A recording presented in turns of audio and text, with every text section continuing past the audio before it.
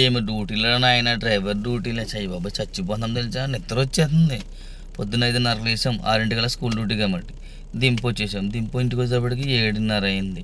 ఇదిగో 7:30కి మళ్ళీ టీ పెట్టుకుందామన్నా ఖాళీ కూడా లేదు. మళ్ళీ 8 మేడం వెళ్ళిపోద్దంటే 5 నిమిషాలు వెళ్ళి మామూలుగా ఏమన్నా కాలకృత్యాలు ఏమైనా తెచ్చుకుని మళ్ళీ వచ్చి మళ్ళీ కార్ స్టార్ట్ చేసేది. ఇప్పుడు మేడం దింప మళ్ళీ ఎక్కడి నుంచి మళ్ళీ ఇంటికి వెళ్ళాలి. ఆ రన్నింగ్లోనేమో నిద్ర వచ్చేస్తుంది తెలుసా. నైట్ ఎంత పడుకున్నా తెల్లగట్ల 5 లేసేటట్టు నిద్ర వచ్చేద్ది నాకు తెలిసి. ఏంటో పైగానే మా రోడ్డు ఏమో 120 స్పీడు. మనం ఎంత స్లోగా వెళ్దామో. 3 లైన్లు ఉంటాయి కదండి, అదేమో మేము వెళ్ళే రోడ్డు 5 లైన్లు. ఏ లైన్లోంచి ఎవడొచ్చి గుద్దేదని భయం వేస్తుంది.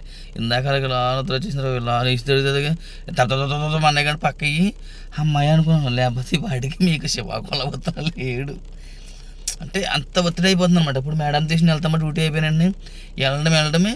మళ్ళీ ఇప్పుడు బయట కార్లు అన్నీ క్లీన్ చేసుకోవాలి.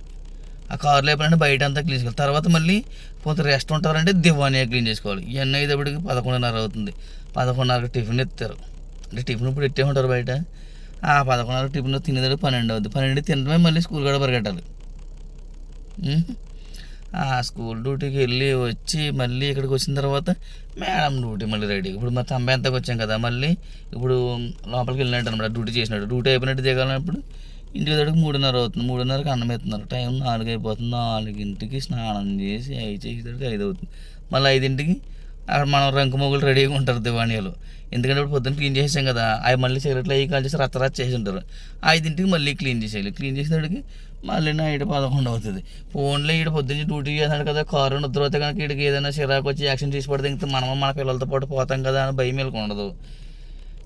ఫోన్లో మనం కూడా నై బాబోయ్ అనుకుని ఇలా జాగ్రత్తగా డ్యూటీ చేసుకుంటుంటే మళ్ళీ నైట్ 11 లెగ్గొట్టి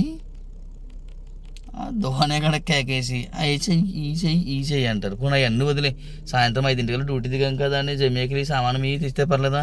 అంతంలోకి వీళ్ళకి రెస్ట్ ఇచ్చినా కానీ వీళ్ళు ఇంకా చుట్టాలు ఉంటారు కదా వీళ్ళకి, వాళ్ళు రెస్ట్ ఎవరు. నేను 3 రోజులు ఉన్నాను తీసుకురాను. నేను ఒకరు ఫోన్ చేయరు.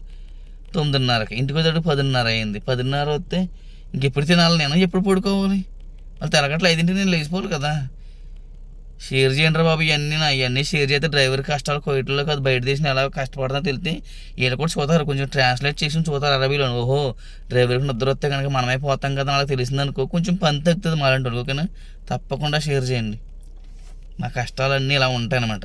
పొద్దున్నే సాయంత్రం దాకా పని పని పని పని పని. ఓ పక్క నలుగుపోతున్నాం, ఓ పక్క రన్నింగ్లోనేమో అది కొత్తగలకి నిద్ర వచ్చేస్తుంది. అయ్యో బాబు ఎన్ని కష్టాలు. నేను భగవంతుడా ఎన్ని పాపాలు చేస్తే నాకు ఇలాంటి కొంప ఇచ్చావు తండ్రి.